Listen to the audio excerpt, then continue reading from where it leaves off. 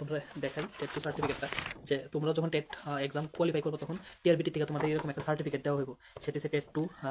আমি যে কোয়ালিফাই করার পরে এই সার্টিফিকেটটা দেওয়া হয়েছিল। তো তোমরাও আশা করি কোয়ালিফাই করতে পারবা। তো আরেক এটা হচ্ছে গিয়া সি টেট। নমস্কার সবাইকে। তো সবার একটা কোশ্চেন, যে 100 ডেজের মধ্যে প্রিপারেশন করে টেট এক্সাম কোয়ালিফাই করা যাবে কিনা। তো এই যে কোশ্চেনটা, বা তোমাদের এক্সামের যে ডেট অলরেডি ঘোষণা হয়ে গেছে, তো আজকের ডেট থেকে যদি তোমাদের এক্সামের আগ মুহূর্ত পর্যন্ত বা এক্সামের ডেট পর্যন্ত যদি দেখো, মোটামুটি আরও 100 দিনের মতো সময় আছে।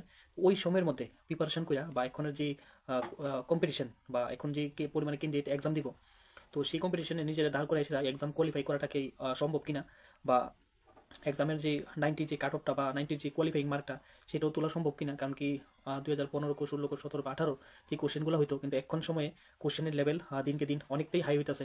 একটা সময় ইজি লেভেলে আসছিল, এখন এটা মডারেট থেকে হাই লেভেলে গেছে। কারণ কি রিসেন্টলি বা এখন বর্তমান সময়ে টেট এক্সামে যে পরিমাণে কম্পিটিশন, বা যে পরিমাণে ক্যান্ডিডেট ফর্ম ফিল আপ করবো বা এক্সাম ফেস করবো, তো সেই জায়গায় নিজের একটু কোয়ালিফাই করা, তারপরে নিজের একটা ভালো একটা পজিশনে রাখা, বিশেষ করে মেরিটে নিজের নাম রাখা। কারণ এটি কিন্তু অনেক ধরনের চ্যালেঞ্জ করা যায়। আর বিশেষত হচ্ছে এক্সাম পাস করাটা হচ্ছে বড় কথা। কারণ কি আগের যে ট্রেন্ড দেখা যাইতেছে, যে এক্সামে তো মোটামুটি প্রায় 30 থেকে 40 হাজার ক্যান্ডিডেট, বা এবার তো হয়তো বা 50,000 ক্রস হইতে পারে এক্সাম ক্যান্ডিডেটের, মানে এক্সামে যে বইব টেট 1 2 দুটা মিলাই, মানে বিএড ডিএলএড করে ক্যান্ডিডেট। আমার এক মানে আইডিয়াতে ভাই, আমার মানে যদি একটা আমি নাম্বার করি, সেটা 50,000 ক্যান্ডিডেট হইতে পারে এবার। সেটা হয়তো বা প্লাস মাইনাস হতে পারে, কিন্তু সেই ক্যান্ডিডেটের মধ্যে নিজেরে সিকিউর করা, এটা বিশাল বড় একটা চ্যালেঞ্জ হয়ে দাঁড়াইছে। তো টেট এক্সাম যে কোয়ালিফাই করা সম্ভব, তো এটার প্রুফ আমি আজকে দেখাবো। এবং টেট টু যে কোয়ালিফাই করতে পারবা, তো আগে আরেকটা ভিডিও করছিলাম টেট ওয়ানের ব্যাপারে। তো টেট ওয়ান আর টেট টু, আমি টেট টুটা কীভাবে কোয়ালিফাই করছিলাম, আমি কী প্রসেস ইউজ করছিলাম, বা আমি কী টেকনিক ইউজ করছিলাম, তো টেট কোয়ালিফাই যে করছিলাম আমি টেট টুটা, বিশেষ করে সেটার প্রুফটা তোমাদের আমি একবার দেখাই। যে টেট টু এর যে ব্যাপারটা, এটা হচ্ছে টেট টুর সার্টিফিকেট। তোমরা দেখাই টেট টু সার্টিফিকেটটা, যে তোমরা যখন টেট এক্সাম কোয়ালিফাই করবো তখন টিআরবিটি থেকে তোমাদের এরকম একটা সার্টিফিকেট দেওয়া হইব। সেটি হচ্ছে টেট টু। আমি যে কোয়ালিফাই করার পরে এই সার্টিফিকেটটা দেওয়া হয়েছিল। তো তোমরাও আশা করি কোয়ালিফাই করতে পারবা। তো আরেক এটা হচ্ছে গিয়ে সি টেট। সি টেটেরও টেট টু কোয়ালিফাই করা, মানে আমি কী রণনীতি বা আমি কী ধরনের টেকনিক ইউজ করছিলাম, এই বিষয়গুলো নিয়েই আমি এই ভিডিওতে মানে কমু, স্পেশালি টেট টুর ব্যাপারটা। কারণ এর আগে আমি টেট ওয়ান নিয়ে আমি ডিসকাস করছিলাম। তো আজকে এখন এই ভিডিওতে টেট টু নিয়ে কথা কমু। তো প্রথমত আমি সিডিপি, বেঙ্গলি, ইংলিশ আর এসএসটির পার্টটা, এই 4টা পার্ট নিয়ে আজকে, মানে 4টা সাবজেক্ট নিয়ে কথা কম। তো প্রথমত আমি এসএসটির পার্টটা দিয়ে শুরু করি। এসএসটির পার্টগুলো তোমরা কী টেকনিক ইউজ করলে, বা কোন মেটেরিয়ালসগুলো পড়লে মোটামুটি যে দেখো টেট ওয়ান এবং টেট টুর যে মার্ক, মানে দুটোই 150তেই এক্সাম হয়। তো 150-র মধ্যে 90 ইসে কাট অফ, মানে কোয়ালিফাইং মার্ক জেনারেল ক্যাটাগরি, এবং 83 ইসে এসসি এসটি বা পিএইচ ক্যান্ডিডেট যারা, তারা লেগে এটার কিছুটা রিজার্ভেশন আছে, মানে মার্কসের ক্ষেত্রে। তো এবার ব্যাপার হলো গিয়া টেট টু এর মধ্যে আমি এসএসটির থেকে এবার শুরু করি। তো এসএসটির পার্টটা আমি কীভাবে আমার স্ট্র্যাটেজি ইউজ করছিলাম, বা আমি কীভাবে পড়াশোনা করছিলাম টেট টু এর ক্ষেত্রে। তো টেট টুর ক্ষেত্রে প্রথমত তোমার দেখতে পাবে যে টেট টু আর এসএসটি পার্টটা, এসএসটি পার্টের মধ্যে 60 মার্ক আয়, 150-র মধ্যে 60 নাম্বার আয় বলে এসএসটির পার্ট থেকে। তো এই 60 নাম্বারটা কীভাবে ডিভাইড করা হয়েছে ওইটা আগে তোমার জানতে হইব। সেখানে থাকে 4টা পার্ট, 60-এর মধ্যে থাকে 4টা ডিভাইড করছে। সেখানে থাকবে এসএসটি, সেই জায়গা এসএসটির মধ্যে মানে জিওগ্রাফির পার্ট থাকবে একটা, একটা হিস্ট্রির পার্ট, একটা হচ্ছে পলিটিক্যাল সায়েন্স বা পলিটিক্যাল, বা কইতে পারো যে রাজনৈতিক, সেখানে 3টা পার্ট। আর একটা হচ্ছে প্যাডাগোগির পার্ট থাকবো, টোটাল 4টা পার্ট থাকবো। তো 4টা পার্টের মধ্যে টোটাল 15 করে 60 আইব, 60 নাম্বার আইব। তো এবার 60-এর মধ্যে তোমার কত স্কোর করতে হইব, কারণ কি 60-এর মধ্যে তোমার মিনিমাম 35 থেকে 40-র মধ্যে তোমার এই 60-এর মধ্যে উঠাইতে হইব। যদি এদিকে যদি 35 থেকে 40 উঠাইতে পারো, তাহলে ওইদিকে যে 90 মার্কের যে কোয়ালিফাইং মার্ক যেটা, সেটা ক্লিয়ার করা সম্ভব। কারণ 30-এর নিচে থাকলে খুব রিস্ক হয়ে যায়। তো এই কারণে যদি 35 থেকে 40 তোমার এই সাবজেক্টগুলোতে, মানে এই এসএসটি পার্টে তোমার মার্ক উঠাইতে হইব, তো এবং যেন তেন প্রকারে উঠাইতে হইব। এবার তোমার 60-এর মধ্যে যদি 40 উঠাইতে চাও, তাহলে তোমার একটা সিস্টেমেটিক্যালি পড়াশোনা করতে হইব। তো আমি কী করছিলাম, এবং তোমরাও এই 100 দিনের মধ্যে তোমরা এসএসটি পার্টটা কীভাবে ক্লিয়ার করবা, এই ব্যাপারটা নিয়ে আমি এখন কই। তো আমি কী করছিলাম, বা তোমরা এই 100 দিনের যে টার্গেটটা কীভাবে তোমরা এই সেই যে ডেটগুলা বা সেই দিনগুলা কীভাবে তোমরা তোমরা প্ল্যানগুলো করবা, বা কোন ডেটে কী সাবজেক্ট করবা। তো প্রথমত যদি আমি জিওগ্রাফির পার্টটা চাই, তো জিওগ্রাফি দেখো 15 মার্ক থাকবো। তো তোমার প্রথমত টার্গেট থাকতে হইব সিলেবাসটা নিয়ে, যে 15 মার্ক যাইব, সেখানে কোন কোন কন্টেন্টগুলো বা কোন কোন বিষয়গুলো নিয়ে সিলেবাসটা। এবার দেখবা যে প্রিভিয়াস ইয়ার যে পেপারগুলো, মানে ওই ইয়ারে কীরকম কোশ্চেন আসছিল জিওগ্রাফির মানে পার্টটা থেকে। কারণ তুমি যখন সিলেবাসটা একবার দেখবা না, তখন তোমার বুঝতে হবে যে কীরকম কোশ্চেন তারা জিজ্ঞাসা করে, বা কীরকম লেভেলের কোশ্চেনগুলো আয়, বা কোন জায়গাগুলো থেকে তারা কোশ্চেনগুলো করে। তো যখন তুমি বিভিন্ন বইয়ের থেকে সেই চ্যাপ্টারগুলো পড়তে যাইবা, তখন তুমি কোশ্চেনগুলো দেখলেই বুঝবা যে মানে কতটুকু ডিপে গিয়ে তারা কোশ্চেন জিজ্ঞাসা করে। তো সেইভাবেই তোমার রণনীতি, বা তোমার সেইভাবেই চ্যাপ্টারগুলো ডিটেলস পড়তে হইব। এবার চ্যাপ্টারগুলো কই থেকে পড়বা, তো টেট টুটা স্পেশালি যেহেতু 6 to 8-এর টিচার, মানে 6 to 8-এর ক্লাস করাবো, তো তাদের নলেজটা কিন্তু 6 to 8-এর থাকলে হতো না, তোমাদের নলেজটা আরও অনেকটা উপরে থাকতে হবে। তাহলে কী করতে হবে, তোমাদের 9-10, 6, 7, 8 এবং 9-10 যদি সময় থাকে, মানে তোমার যদি সিলেবাস কমপ্লিট করার মধ্যে আরও সময় থাকে, তাহলে তুমি 11 এবং 12-এর বইও তোমার টাচ করতে হইব। এইবার তুমি এই কম সময়ের মধ্যে কীভাবে করবা, আমার প্রথমত আমার যুক্তি, কারণ কি এখন এনসিইআরটি বই ত্রিপুরাতে লাগু হয়েছে। একটা সময় কিন্তু ত্রিপুরা যে এসসিআরটি মানে তারা টিবিএসসির প্যাটার্নের বইগুলো ছিল, তো এখন কিন্তু এনসিইআরটি বই লাগু হয়ে গেছে আমাদের ত্রিপুরায়। তো যেহেতু এনসিইআরটি বই ক্লাস মানে স্কুল লেভেলে চলে, তো তোমার এক্সাম পয়েন্ট অফ ভিউটা কিন্তু তারাও এনসিইআরটি ফোকাস করে। তো এনসিইআরটি ফোকাস করলে তোমরা কী করতে হবে, ইউটিউবে গিয়ে তোমরা লেখবা যে এনসিইআরটি বুক জিওগ্রাফি, তো জিওগ্রাফি লিখা ম্যারাথন লিখবা, এনসিইআরটি বুক জিওগ্রাফি ম্যারাথন ক্লাস 6। তো এবার দেখবো অনেকগুলো ভিডিও আইব, মনে করো 3 ঘন্টা বা 4 ঘন্টা এরকম ম্যারাথন ভিডিও, মানে ক্লাস 6-এর পুরো জিওগ্রাফি বইটাই তারাই সামারাইজ করে দিয়েছে। তাহলে এবার কি হইব, তোমার ক্লাস 6-এর জিওগ্রাফি পার্টটা পুরো মোটামুটি একটা বেসিক আইডিয়া হয়ে যাবে। এবার যদি বেসিক আইডিয়া হয়ে যায় এরকম 7-এর তো জিওগ্রাফি পার্টটা এরকম একটা বেসিক আইডিয়া নিয়ে নিবা ম্যারাথন ক্লাসগুলো দেখা, যে 6-এর বইয়ে কী কী আছে। কারণ যখন অন্য একজন ভিডিও দেখবা বা অন্যের মুখের থেকে কোনো একটা কথা শুনবা, কারণ এই জিনিসটা বেশি মনে থাকে। এবং যখন ভিডিওগুলো দেখবা, বিভিন্ন ধরনের ছবি দেখায়, ভিডিওগুলো তারা দেখায়, বা বিভিন্ন ধরনের পিকচার যেটা কয়, বা বিভিন্ন ধরনের অ্যানালাইসিস করবো, তখন তোমাদের মনে থাকার বিষয়টা অনেকটা বাইরে জায়গা। তো ওই দিকটায় তুমি ম্যারাথন ক্লাসগুলো একবার দেখবা, যেটা আমি করছিলাম। কারণ বইগুলো একটা সময় পড়তে পড়তে মানে এতটা এসএসটি পার্টটা এতটা বড়, তোমার মানে এই সময়ের মধ্যে সম্পূর্ণ করাটা একটু ডিফিকাল্ট হয়ে যায়। তো আমি কি করছিলাম, যে ম্যারাথন ক্লাসগুলো একটু দেখছিলাম ইউটিউবের মধ্যে গিয়ে, যে আমি এইভাবে লিখছিলাম যে এনসিইআরটি বুক ক্লাস 6 জিওগ্রাফি, মানে সাবজেক্টটা জিওগ্রাফি লিখা, তখন লিখছিলাম ম্যারাথন ক্লাস। তখন এরকম অনেক ভিডিও আছে 3 ঘন্টার মধ্যে পুরাটা জিওগ্রাফি, যেই তোমার ক্লাস 6-এর বই ম্যারাথন, মানে 2-3 ঘন্টার মধ্যে সম্পূর্ণ আলোচনা করে দিছে। তো এইবার আমি কি করছিলাম, যখন এই সবটি মনে করো জিওগ্রাফিকো হিস্ট্রিকো, মানে জিওগ্রাফি 6, 7, 8-এর এবং 9, 10 আমি সবগুলো ম্যারাথন ক্লাস একবার দেখছি, তখন কি হয়েছে, আমার জিওগ্রাফি সম্পর্কে একটা বেসিক একটা আইডিয়া হয়ে গেছে। এবার যখন আমার বেসিক একটা আইডিয়া হয়ে গেছে, আমার মনে হয়েছে যে ক্লাস 6-এর মধ্যে এই বইটি আছে বা এই চ্যাপ্টারটি আছে, 7 এই চ্যাপ্টারটি আছে, মানে একটা বেসিক আমার আইডিয়া পড়ছে। তখন আমি কি করছি, সিলেবাস ওয়াইজ এবার সিলেবাসে মনে করো ওয়াটার লেখা আছে বা ইয়ার লেখা আছে, মানে জল, নদী, বায়ু, মানে এই যে মানে টপিকগুলো, এই টপিক ওয়াইজ এরপরে আমি প্রত্যেকটা বইয়ের থেকে মানে মনে করো এই এখন তো সময়টা খুব কম, 100 দিনের যেহেতু একটা টার্গেট, তো তোমার এবার কী করতে হবে, সেই টপিক ওয়াইজ যদি তুমি মেটেরিয়ালস কালেক্ট করতে পারো তাহলে অবশ্যই ভালো। আর নাহলে কী করতে হবে, ক্লাস 6, 7, 8-এর মধ্যে যখন তুমি 6-এর টেক্সট বইগুলো পড়বা, তখন যদি নদীর যে বইগুলো তো প্রথমে একবার দেখলে বা কন্টেন্টের মধ্যে সিলেবাসের মধ্যে ক্লাস 6-এ যে তোমার নদী আছে কিনা, বা তোমার এই বায়ুর চ্যাপ্টারটা আছে কিনা, বা গ্লোবাল ওয়ার্মিংয়ের চ্যাপ্টারটা আছে কিনা, সেই সিলেবাস দেখা সেই 6-এর বইগুলোর বেসিক দিয়ে শুরু করে, আগে অ্যাডভান্স চাইলে হতো না, ক্লাস 9, 10 আগে চাইলে হতো না। কারণ তোমার যখন বেসিকগুলো একবার টাচে থাকবো না, তখন অ্যাডভান্স যখন লেভেলে যাবে, তখন অটোমেটিক তোমার জিনিসটা মনে থাকবে বেশি এবং খুব তাড়াতাড়ি ক্যাপচার করতে পারবা। তো এই কারণে 6-এর থেকে শুরু করবা তোমরা জিওগ্রাফির পার্টটা। তো তখন দেখো 6-এর লেভেলটা কিন্তু একদম বেসিক থাকে, কারণ বেসিক যখন তুমি একবার জানা হয়ে যাবো, তখন তুমি অ্যাডভান্সে গিয়ে খুব ইজিলিতে তুমি জিনিসটা মনে রাখতে পারবা। তো এইভাবে 6, 7, 8, 9, 10 পর্যন্ত এখন টার্গেটটা রাখো। তারপরে একটা সময় পরে মনে করো 1 মাস বা 1.5 মাস, মোটামুটি 50 দিন মনে করো শেষের দিকে, তারপর মনে করো যে এই সময় তুমি সিলেবাস কাভার হয়েছে, তখন তুমি 11 এবং 12, কারণ কি তোমার পড়ার কিন্তু শেষ নাই, তুমি কত পড়বা, পড়তে পড়তে তো পড়া শেষ নাই। তো একটা পর্যন্ত স্টেজে থাকো যে ক্লাস 10 পর্যন্ত আমি জিওগ্রাফির পার্টটা পড়ুম। তারপরে যদি মনে হয় যে তোমার কাছে সময় আছে, তখন 11, 12-এ যাবে, মানে আর একটু ডিপে পড়ানোর চেষ্টা করো এইভাবে। তো এবার টেক্সট বইগুলো তোমরা অবশ্যই পড়ে নিবা, কারণ কি এখন কিন্তু আমাদের স্কুলগুলোতে এনসিইআরটি বুক ফলো করতেছে। তাহলে অবশ্যই যারা টেট এক্সামের কোশ্চেন সেট আপ করবো, তারা অবশ্যই এনসিইআরটি বইয়ে তুমি যেহেতু ক্লাসিকে পড়াবা, তাহলে তোমার এনসিইআরটি বইয়ের প্রতি নলেজ থাকবে, তারা কোশ্চেনটা কিন্তু ওইভাবেই তারা তৈরি করবো। এটা কিন্তু একদম বেসিক জিনিস, এটা কিন্তু তোমাদের জানতেই হবে যে তারা কি চায় তোমার কাছে।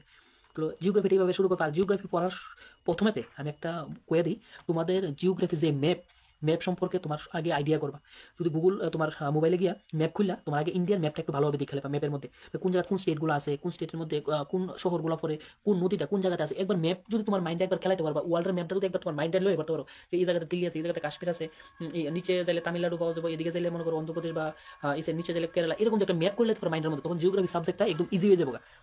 তো আগেই তোমরা ম্যাপ আকারে একবার দেখে লইবা, কারণ ম্যাপ যদি একবার তোমার মাথাতে আয় পড়ে না, তখন তোমার জিওগ্রাফি চ্যাপ্টারটা পড়তে গেলে অনেক ইজি হয়ে যাবে, এবং তুমি কোশ্চেন সলভ করতে গেলেও তোমার একটা বেসিক একটা নলেজ বা বেসিক আইডিয়া দিয়ে তুমি কোশ্চেন সলভ করতে পারো। এই কারণে ম্যাপ আগে দেখবা জিওগ্রাফি পড়তে গেলে, কারণ ম্যাপ ছাড়া জিওগ্রাফি কোশ্চেন সলভ করা মানে খুব কঠিন হয়ে দাঁড়া আর কি। ম্যাপ তোমার একদম একটা আইডিয়া রাখতে হবে মাইন্ডের মধ্যে, যে আমি ম্যাপটা একটু দেখে নিই, কোন জায়গায় কোন স্টেট আছে, কোন শহরটা কোন জায়গাতে, কোন নদীটা কোন জায়গাতে আছে, কোন পাহাড়টা কোন জায়গাতে আছে। আর এবার ম্যাপটা যদি তোমার মাইন্ডে আয় পড়ে, তখন জিওগ্রাফি সাবজেক্ট অনেকটা ইজি হয়ে যাবে। যেমন ম্যাথের ক্ষেত্রে তোমার যদি রুলস জানা থাকে, তাহলে ম্যাথ সলভ করতে যেমন সহজ হয়, এবং জিওগ্রাফি সাবজেক্টটা করতে গেলে তোমার ম্যাথ জানা থাকতে হবে। এবার টেক্সটগুলো যখন তুমি একবার পড়ে নিবা, তখন কি করবা, এই বিভিন্ন ধরনের মার্কেটে অনেক বই এখন দেখো টেটের বইগুলো পারবো, কোনোটাই আমি খারাপ করি না, প্রত্যেকটা বই ভালো, কিন্তু এটা ঠিক প্রত্যেকটা মানে বইয়ের মধ্যে সম্পূর্ণ তথ্য থাকে না। তার মানে কি করতে হবে, যেহেতু তোমার টেক্সট বইগুলো মানে তুমি পড়ে লাইছো মানে কি তা মনে করো বায়ু নিয়ে তুমি বেসিক জিনিসটা জানা লাইছো বা তোমার বায়ুর উপর কোনো কোশ্চেন সলভ করতে হবে। দেখো মার্কেটে যে বইগুলো আছে সেই কোশ্চেনগুলো সলভ করতে চেষ্টা করতে হবে যে এই মনে করো থিওরিটা আমি পড়লাম বা এই বায়ু নিয়ে পড়লাম, এটার উপর আমি কোশ্চেন সলভ করতে পারি কিনা। এবার বায়ুর মনে করো তুমি তথ্য অনেক জানা নিছো বায়ু নিয়ে, এবার ইমপ্লিমেন্ট করতে হবে কেমনি, তুমি যে বায়ুর তথ্যটা সম্পূর্ণ জানছো তাহলে তোমার করতে হবে কি কোশ্চেন সলভ করে যেতে হবে কিছু। এইভাবেই তোমরা জিওগ্রাফিটা কমপ্লিট করো এবং ইউটিউবে গিয়ে ম্যারাথন ভিডিও দেখো। আমি বারবার করতেছি এটা ইম্পর্টেন্ট কিন্তু অনেক বেশি, কারণ ম্যারাথনটা 2 ঘন্টার মধ্যে একটা ক্লাস 6-এর যে বইটা জিওগ্রাফি বইটা যদি তোমার একটা রিভাইজ হয়ে যাকা তখন তোমার জিওগ্রাফি সাবজেক্টটা পড়তে অনেক ইজি হয়ে যাবে। এইভাবে জিওগ্রাফি যদি পড়ো আশা করি। আরেকটা ব্যাপার হচ্ছে গিয়া কোনোদিন কোনো সাবজেক্টের সম্পূর্ণ সিলেবাস কাভার করতে যায় না, কিছুটা সিলেবাস তোমরা কাটছাট করে একটু সারানোর চেষ্টা করো। এরকমও জিওগ্রাফির মধ্যে দেখবা তুমি যতই প্রিপারেশন করো এটা নেগেটিভ না, এর মধ্যে জিওগ্রাফি থেকে 2টা কি 3টা কোশ্চেন এরকম ভাবে দিব, তুমি শুধু জিওগ্রাফি বইটাও যদি 1 বছর লাগাই যদি পড়ো তারপরে ওই 2টা কোশ্চেন তোমার মিস হইবই। কারণ এই 2টা কোশ্চেন তারা এইভাবেই কোশ্চেনটা সেট করে যে তারা জানে যে একটা কোশ্চেন মানে একটা স্টুডেন্ট কিরকম পড়তে পারে বা কতটুকু গিয়ে পড়তে পারে। তুমি যতই জিওগ্রাফিটা নিয়ে প্রিপারেশন করো 1-2টা কোশ্চেন মিস হইব, এইগুলো দেখবা তোমার মাথার উপরে দেখেছে কই থেকে তুমি কোনোদিনও খুঁজে পাবে না। গুগলে সার্চ করলে দেখবা স্পেসিফিক কোন আনসার পাইতাম, এরকম তারা জানে যে দূর একটা স্টুডেন্ট পড়তে পারে। তো এই কারণে বেসিক জিনিসটা আগে জানা নিবা, কারণ বেসিকগুলো যদি জানা হয়ে যায় মিনিমাম 15-এর মধ্যে তুমি 10 ইজিলিতে পাওয়া যাবে। আর যদি এক্সট্রিম লেভেলে মনে করো প্রিপারেশন করো তাহলে তুমি মনে করো এখানে আরো +1 বা 2 করতে পারবা। ঠিক তো তোমার টার্গেটটা ওই থেকে কোয়ালিফাই কিভাবে আগে করে নিতে হবে, 100+ কিভাবে করে নিতে হবে, মানে নিজেরা সেফ জোনে রাখা। সবচেয়ে বড় কথা হচ্ছে নিজের আগে সেফ জোনে রাখতে হবে। এই জিনিসটি অনেকে বোঝা নেই, ছোট ছোট কথাগুলো যে আগে নিজেরা সেভ করতে হবে। যে সেভ কিভাবে করবা, যে আমার আগে নিজে যে কোয়ালিফাই করুন সেই কোয়ালিফাইয়ের মার্কটা আগে তুলতে হবে যে আমার 100 ক্রস হইতাছে কিনা। অনেকে দেখছি মানে সিডিবি বলে সিডিবি এমনভাবে পড়া শুরু করে সিডিবি লুয়ে সারাদিন বইতে মানে সিডিবি তুই সে মানে 30-30 উড়াই লিব। আরে না এটা একদম বেকুববামি। তোমার টার্গেট থাকতিব সিডিবির সঙ্গে যে বাকি সাবজেক্টগুলো আছে ওইটা সবগুলো সাবজেক্ট একটু পড়ে আমার আগে এই এবার মনে করো তুমি মনে করো জিওগ্রাফির সাবজেক্ট নিয়ে করতে জিওগ্রাফি সারাদিন জিওগ্রাফি পড়ছো সারাদিন জিওগ্রাফি পড়ছো, তোমার টার্গেট ফোন জিওগ্রাফি উড়াইবা। কিন্তু গিয়া দেখছো এক্সাম হলে জিওগ্রাফি সবচেয়ে হার্ড করে দিছে, মানে সবচেয়ে হার্ড একটা সাবজেক্ট হয়ে গেছে, মানে কোশ্চেন লেভেল খুব হাই করে দিছে। এবার তুমি কই যাবা ভাই? আর এইবার যদি তুমি জিওগ্রাফিটা যদি বেসিকভাবে একটা প্রিপারেশন রাখতা আর হিস্ট্রি তো সেই সময়টা দিতা, সবটিতে সময় ডিভাইড করে রাখতা, জিওগ্রাফি হার্ডও হইতো তারপর তুমি অন্য সাবজেক্টে গিয়ে তুমি টাইমটা কাভার বা মার্কটা কাভার করতে পারলা না। তো এটি হচ্ছে গিয়া মানে মাইন্ড গেম আর কি। তুমি পরিশ্রম করতেই ঠিক, তো পরিশ্রমটা রাইট হইতে করতে মানে একদম সঠিক পথে পরিশ্রম করতে। তো দিনে সারাদিন বই লিয়ে বই থাকতাম, সারাদিন ফললাম তো ফরারও সিস্টেমেটিক্যালি করতে হবে এবং প্রসেসে একটা পড়াশোনা করতে হবে। এইবার চলো জিওগ্রাফি এইভাবে করলে আশা করি ক্লিয়ার। বা হিস্ট্রিটাও হিস্ট্রি কীভাবে করবা, হিস্ট্রিটাও সেম প্রসেসই। ইউটিউবে যাইবা গিয়া লিখবা যে এনসিআরটি বুক হিস্ট্রি ক্লাস 6 দেখলে 6 লিখবা, 7 দেখলে 7 দেখবা আপ টু 10 পর্যন্ত। তো দেখবা 2 ঘন্টার মধ্যে ক্লাস 6-এর সম্পূর্ণ মানে একটা তোমার বেসিক একটা নলেজ দেওয়া আছে, মানে ম্যারাথন ক্লাসের মধ্যে। মানে ম্যারাথন মানে কি তোমার 2 ঘন্টার মধ্যে তোমার পুরোটা ক্লাস 6-এর বই শেষ করে দিতে ইউটিউবের মধ্যে, এবং অনেক ভিডিও আইব দেখবা। কিন্তু হয়তো প্রথম ভিডিওটা দেখলে একটু মানে মনে হবে যে কিছু বুঝছো না বা কিটা দেখলা নিজের কাছে ডাউট হইব। একবার জায়গায় 2বার দেখালেও মানে 2 ঘন্টা এমন সময় দেবো, কিন্তু এই 2 ঘন্টা সময় যে তুমি মানে পুরোটা হিস্ট্রি বইটা একবার তোমার মাইন্ডটা পড়ছে দেখবা তোমার বেসিকটা অটোমেটিক ক্লিয়ার হয়ে যাবে। যখন তুমি এনসিআরটি বইগুলো তুমি যখন ক্লাস 6-7-8-এর বইগুলো যখন পড়তে যাবা তখন ওই ভিডিওগুলো দেখবো তোমার অটোমেটিক মাইন্ডে খেলতেছে। ভিডিওগুলোতে যে ছবিগুলো দেখছো সেই ছবিগুলো তোমার মাইন্ডে খেলতেছে, বা ভিডিওগুলোতে যে স্যারের বা যে ম্যাডামে ক্লাসগুলো করাইছে বা যে কথাগুলো কইছে তোমার মাইন্ডে দেখবো অটোমেটিক খেলতেছে। তখন তুমি কি বইগুলো পড়তে গেলে তুমি সঙ্গে সঙ্গে কানেক্ট করতে পারবা। এই কারণেই কইছি যে ইউটিউবে ওই ম্যারাথন ক্লাসগুলো আগে সবার আগে দেখবা এবং সিলেবাস অনুযায়ী প্রিভিয়াস ইয়ারের কোশ্চেনগুলো একবার একটু দেখে নিবা। ঠিক আছে, তো এইভাবে যদি হিস্ট্রিটাও পড়ো আশা করি এবং 6 to 10 পর্যন্ত তোমরা মিনিমাম একটা টার্গেট থাকবে যে 10 পর্যন্ত হিস্ট্রির বইগুলো আমার অবশ্যই পড়তে হইব। 11-12 আমি বাদই দিলাম, 11-12 বেশি যদি তুমি 10 পর্যন্ত কমপ্লিট করতে পারো এবং কমপ্লিট করে রিভিশন যদি ভালোভাবে দিয়ে লাইতে পারো তাহলে তুমি 11 এবং 12-এ যাও। 11-12-এ তখনই যাইবা মানে তুমি 10-এর টার্গেট তো আছে, তুমি 10 অ্যাচিভমেন্ট করেছো মানে 10 পর্যন্ত আসো, মানে ক্লাস 10 পর্যন্ত তুমি পড়ছো। এবার মনে করো তোমার না জিওগ্রাফিতে আমার 13-14 লাগবে, মানে মার্ক 15-তে 13-14 লাগবে, তখন তুমি 11 এবং 12-এর বইগুলোও পড়ো। ঠিক আছে, এটা হচ্ছে তোমার আগে সিকিউর করতে হবে, মানে সব কিছুই ভাই খেলা এটা মানে একটা কি করতে সব কিছুতে বাজি চলে। তো তোমার জানা থাকতে হবে যে কীভাবে আবার সিকিউর করতে হবে, কোন সাবজেক্টে পড়ে কত মার্ক উঠাইতে হবে, ওই টার্গেটটা তোমার আগে সবসময় অঙ্ক কষ্ট হইব না। তখন বাড়িতে সবসময় একটা যত জিনিস পড়বা সব জিনিস সাইডে সাইডে লিখবো আমি সিডিপিটি যে পড়লাম আমি অত উড়াইতাম নি, বা জিওগ্রাফি পড়তে জিওগ্রাফিতে আমি কত পাবো, এরকমভাবে সবসময় একটা মাইন্ডে একটা ম্যাপ রাখবা বা খাতার মধ্যে লিখবা আমি এই সাবজেক্টে পড়ছিলাম এটা তত উঠাই তাহলে আমার 100 কমপ্লিট হবো নি বা আমি 90 ক্রস করতে পারতাছি নি। এইভাবে যখন তুমি এই জিনিসটা করবে না অটোমেটিকলি তোমার কাছে একটা ক্লিয়ার একটা পিকচার হয়ে যাবে। তো হিস্ট্রি পড়বা, তারপরে বা পলিটিক্যাল মধ্যে যে কনস্টিটিউশনের যে পার্টটা সংবিধানের পার্টটা এটাতে কিন্তু প্রচুর কোশ্চেন হয়। তো সংবিধানের পার্টগুলো কী করবা, বিভিন্ন বই আছে বা সংবিধানের উপরেও এরকম বই লেখা আছে, তো এটি তোমরা ফ্লিপকার্ট থেকে অর্ডার করতে পারো বা অ্যামাজন থেকে অর্ডার করতে পারো বা মার্কেটও আছে বই সংবিধানের উপর। ওই সংবিধানের বইগুলো একটা কিনা নেওয়ার চেষ্টা করো।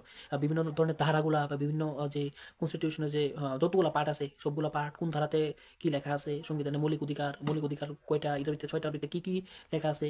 তো সংবিধানের প্রতি একটা পিকচার থাকতে হবে, ভালো একটা ক্লিয়ার পিকচার। তাছাড়া পলিটিক্যালের যা মানে সিলেবাস আছে সেই সিলেবাস অনুযায়ী সেই 6 to 8, তো এটাও কিন্তু মেরাথন ক্লাস দীক্ষাই তোমার ক্লাস 6, 7, 8 এবং 9, 10-এর যে পলিটিক্যাল সায়েন্সের যে পার্টটা 15 মার্ক যে আইব সেটা তোমরা ওইখান থেকে প্রিপারেশন করবা। ঠিক তারপরে আরও যদি মনে করো এটি যদি কাভার করে যেতে পারো তখন তুমি একটু এক্সট্রিম লেভেলে যেতে পারো, বা মার্কেটে যে বইগুলো আছে এখন টেটের এগুলো তোমরা ইউজ করতে পারো, কারণ কোনো বই খারাপ না, কিন্তু সবগুলো মানে একটা বইয়ের মধ্যে কোনো সম্পূর্ণ তথ্য থাকে না। তো এই কারণে যদি এবং মেটেরিয়ালস কিন্তু তোমরা লিমিটেড রেখো, একটা কি দুইটা বই তোমরা ফোকাস করো এবং ওই দুইটা বই ভালোভাবে রিভাইজ করো। তো এবার আগে প্যাডাগোগির পার্টটা যেহেতু 3 × 45 আরও 15 আছে, টোটাল 60। এবার 15 নম্বর প্যাডাগোগির পার্টটা তোমার কই থেকে করতে হবে, এটা কিন্তু সিডিপি পড়াশোনা করছো ঠিক আছে, কিন্তু এখানে প্যাডাগোগিটা একটু ডিফারেন্ট বলতে কীরকম, এখানে প্যাডাগোগি কিন্তু হিস্ট্রি, জিওগ্রাফি, পলিটিক্যাল এই 3টা সাবজেক্ট থেকে কিন্তু প্যাডাগোগিটা এরকম আয়। মনে করো একটা ক্লাসের মধ্যে এরকম কোশ্চেন করবো যে ক্লাস 6 বা 7-এর বাচ্চারা জিওগ্রাফি সাবজেক্ট পড়াতে গেলে কীরকম টেকনিক ইউজ করতে হইব, বা হিস্ট্রি সাবজেক্ট পড়াতে গেলে কোন ক্লাসের বাচ্চারা হিস্ট্রি সাবজেক্ট পড়ানো হইব, এরকম এই ইতিহাস, ভূগোল, পরিবিজ্ঞানের বিষয় নিয়ে ওই প্যাডাগোগিটা তৈরি করা হয়েছে যে এই সাবজেক্টগুলো কীভাবে বাচ্চারা পড়াশোনা করানো যায় বা কী ওয়েতে তার বাচ্চারা পড়াশোনা করানো যায়। এবং এই যে 15 নম্বরটা তোমাদের সিডিপিটা ভালো স্ট্রং থাকে, এই 15 নম্বর ইজিলিতে মানে 12 তো ইজিলিতে পাওয়া যায়, 12 ইজিলিতেই এখানে তোলা যায়। আর আরেকটি কয়েকটা কয়ে দিই, ইয়ার মধ্যে তোমার পলিটিক্যাল সায়েন্সের মধ্যে অনেকটি উক্তি আয়ে, মনে করো এই কোডটা কে কইছে, মনে করো এই লাইনটা কে কইছে, যে মনে করো এমন আছে না যে আমাকে তুমি রক্ত দাও আমি তোমাদের স্বাধীনতা, এরকম লাইনগুলো দিয়ে এই লাইনটা কে কইছে, এইগুলো কিন্তু 1-2 নাম্বার আই।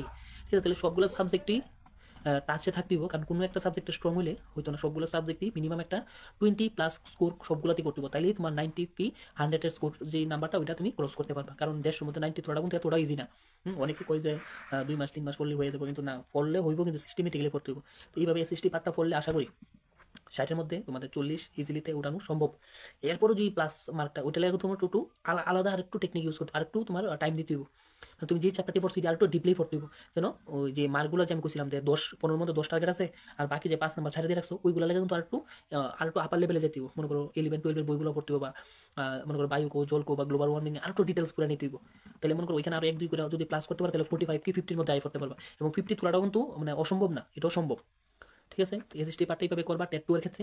এবার আয়ো এবার আমি পেছন দিকটার থেকে আইতাছি। এবার তোমার কইতে পারো বেঙ্গলি পার্টটা।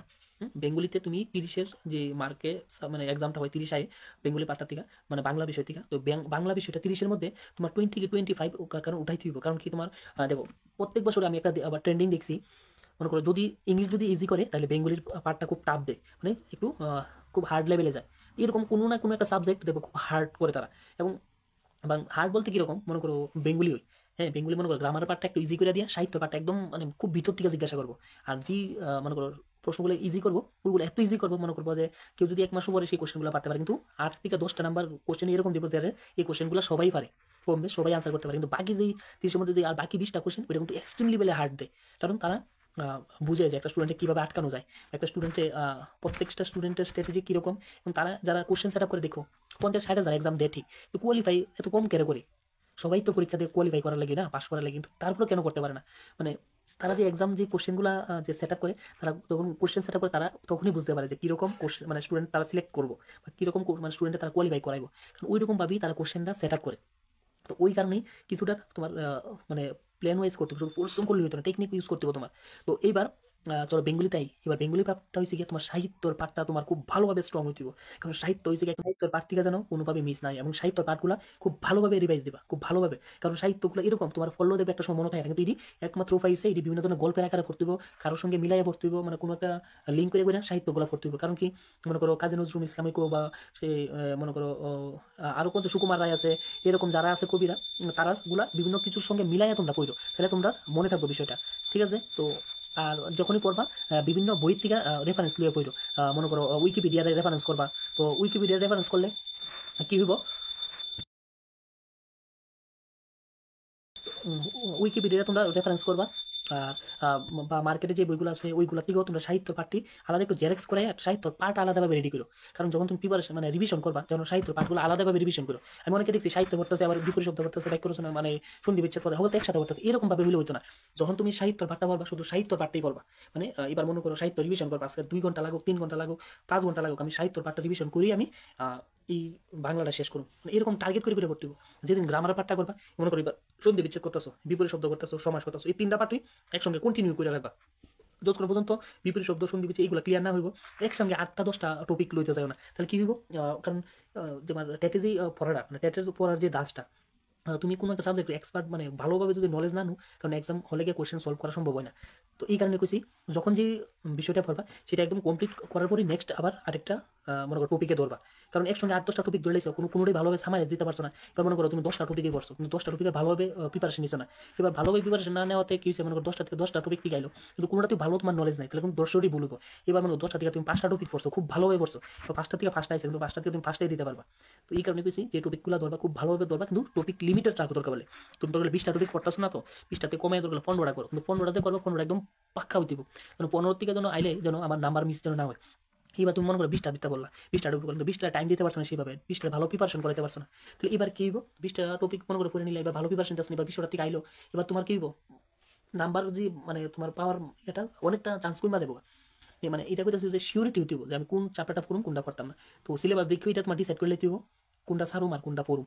আর সিলেবাসটা তোমার মোটামুটি 70-80% মধ্যে নিয়ে দিব, কারণ 100% সিলেবাস কেউ কভার করে না। কেউ যদি আমি সিলেবাস কমপ্লিট করছি এটা হচ্ছে মানে তোমাদের ধোকা দেওয়া, সিলেবাস কেউ কোনদিন কমপ্লিট করে না। এবার মনে করো 70% বা 80% সিলেবাস সে খুব ভালোভাবে প্রিপেয়ার করে, কারণ এই 70% থেকে যেন আইলে যেন সে কোনোভাবে মিস না হয়। আর বাকি যে রিমেনিং যে 30% এটি পরে সারেও না, অনেকেই পরে পড়লে কিন্তু এটি বেসিকটা পড়ে মানে হালকা টাচ দিয়ে যদি এদিক থেকে আইলে যদি আমার বেসিকের মধ্যে যদি পড়ে তাহলে আমি দিব, নাহলে এগুলো ছেড়ে দিব। কিন্তু 70% যে আমি মানে প্রথম দিন প্রিপারেশন থেকে শুরু করে এক্সাম পর্যন্ত যদি লং টাইমে যে 100 দিনের যে প্রিপারেশনটা, ওই 70% যে সিলেবাসটা ওইখান থেকে যদি আয়ে যেন আমার কোনোভাবেই যেন মিস না হয়। আমার টার্গেটটা থাকবো যে 70% সিলেবাসের উপরে, ওইখান থেকে কোশ্চেন চেন। এবং এটাও মনে আমি একটা কথা কই দিই যে 70%-এর যে সিলেবাসটা ওইখান থেকেই কিন্তু 120 থেকে 130 মার্ক আয় পড়ে। আমি কয়ে দিলাম 130 মার্ক সেই 70 বা 60% সিলেবাস থেকে 130 নাম্বার কিন্তু এখান থেকে আয় পড়ে। আর বাকি যে রিমেনিং যে 30% মানে সিলেবাস বাকি রয়ে গেছিল তোমরা, সেখান থেকে দেখো 10 কি 15 নাম্বার আয়। তো হচ্ছে বালা আমার এটাই বালা যে 10-12 লেগে আমার পুরোটা সিলেবাস আমার দরকার নাই। তো আমার 60 বা 70% সিলেবাস যদি আমি পড়া যদি আমি 120 বা 130 টার্গেট লইয়া পরীক্ষা দিতাম চাই, তাহলে আমার কোয়ালিফাইং বা পাস করানোর চান্সটা কিন্তু অনেক বাইরে যাবে এবং কম সময়ে পড়া আমার একটা ভালো একটা মনে করো সাবজেক্টের প্রতি বা চ্যাপ্টারটির প্রতি ভালো নলেজ দিতে এবং নিজের প্রতি কনফিডেন্সও থাকবো যে আমি এই চ্যাপ্টারটা পড়ছি তো আমি সবচেয়ে ভালোভাবে সবচেয়ে বেস্ট পড়ছি, মানে এটা থেকে আর কিছু পড়ার নাই। মানে এরকম ভাবে নিজের ফিল করাতে পারবো, যখন ওই বিশ্বাসটা নিজের মনে আয় করবো যে কোনো সাবজেক্ট হোক ইজিলিতে তোমরা কোয়ালিফাই মানে মার্ক উড়াইতে পারবা। তো বেঙ্গলিটা সাহিত্যটা এইভাবে পড়বা। সাহিত্য হয়েছে কি মনে করো আজকে 3 দিন মনে করো পড়লা যে আজকে মনে করো 5টা কবি পড়ছো, ঠিক আছে, মানে প্রথম দিক শুরুটা মানে 5টা কবি পড়ছো, মানে 2 দিনে 5টা কবি পড়লা, এরপরে 3 দিনের মাঝে তোমার এই 5টা কবির আগে রিভিশন দিয়া লিও, রিভিশন দিয়া তখন আবার নতুন কবি আরো 5টা পড়বা। তখন এরকম ভাবে সব 20টা কবির মতন আছে টেট 1-2 মিলে, কিন্তু 2তে মনে হয় 15টার মতন কবি আছে। বাট 2-র যে কবিগুলা যখন এইভাবে স্টেপ বাই স্টেপ যখন একবার দেখবা যে 15টা কবি তোমার শেষ, তখন রিভিশনটা তখন সবটি একবারে দিতে হবে। এবার মনে করো 15টা কবি আজকে পড়লা, একদিন গ্যাপ দিয়ে আবার তৃতীয় দিন আবার সবটি কবি একসঙ্গে বইয়া মনে করো 3 ঘন্টা লাগো 4 ঘন্টা লাগো, প্রথম প্রথম দেখবা সবগুলা কবি রিভিশন দিতে মোটামুটি 6 ঘন্টা লেগে থাকে। যখন এটা একদিন পর পর রিভিশন দিবা তখন দেখবে টাইমটা আস্তে আস্তে কমে যাইতেছে, শেষ দিকে দেখবে যে 2 ঘন্টায় তুমি 15টা কবি রিভিশন দিলাইতেছো। তো রিভিশনের উপরে ডিপেন্ড করে তোমার সাহিত্যের পার্টটার মধ্যে মার্ক কিভাবে আইব।